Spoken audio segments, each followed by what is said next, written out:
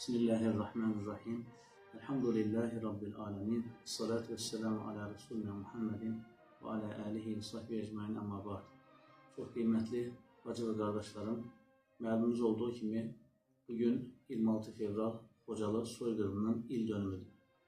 Tam 34 il bundan əvvəl 1992-ci ildə erməni faşizmi soydaşlarımızı Xocalı şəhərində mühasirə olaraq qətliam törətmişdir. Bu bütün dünyaya qarşı edilən bir soyqırımdır. İnsanlığın ölməsi idi.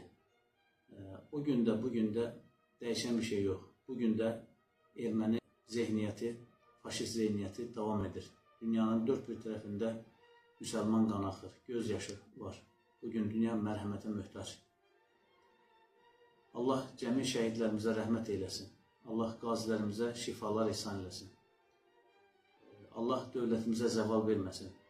Elhamdülillah, şəhidlərimizin qanı bahasına, qazilərimizin canı bahasına bugün artıq biz işğal olunmuş torpaqları azad edərək qürurlu bir şəkildə günlərimizi qeyd edirik. Mübarək Ramazan ayının içərisindəyik. Allah-u Teala ibadətlərimizi dərgah izzətində qəbul eyləsin.